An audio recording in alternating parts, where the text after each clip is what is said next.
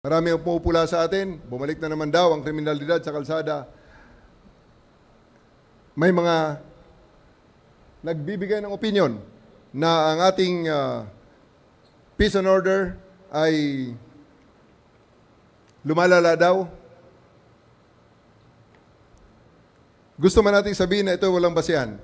Ang ating gagawin lamang, iparamdam sa ating mga kababayan na ito ay hindi totoo, na mas maayos ang ating sitwasyon ngayon.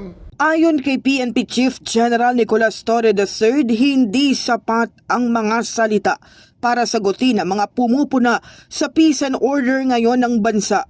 Kaya mas mahalaga raw na ipakita ang katotohanan sa pamamagitan ng konkretong aksyon tulad ng tuloy-tuloy na operasyon, pinaigting na presensya ng mga pulis sa lansangan at mahigpit na pagpapatupad ng batas upang masiguro ang kaligtasan ng bawat mamamayan. Binigyang din niya ang kahalagahan ng rehabilitasyon bilang bahagi ng kampanya laban sa iligal na droga.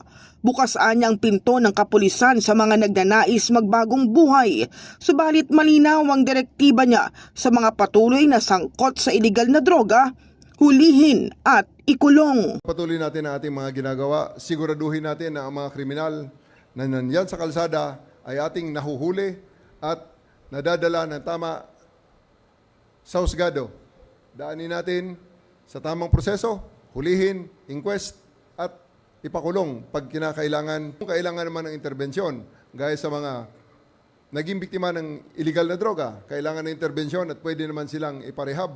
Tulungan natin. Bilang bahagi naman ng pagpapalakas ng peace and order, inatasan na ni General Torre ang Operations, Investigation at Intelligence Divisions ng PNP na tiyaking epektibo at aktibo ang kanilang mga tauhan sa pagpigil sa kriminalidad sa lansangan. I am directing the Operations Division and the Investigation Division, including the Intelligence Division, to make sure that our monitoring of performance of our personnel on the ground, palagi nating titingnan kung nagagawa ba nila ang pag-reduce ng presence ng kriminal sa kalsada, na-eliminate ba natin ang mga kriminalidad sa ating paligid.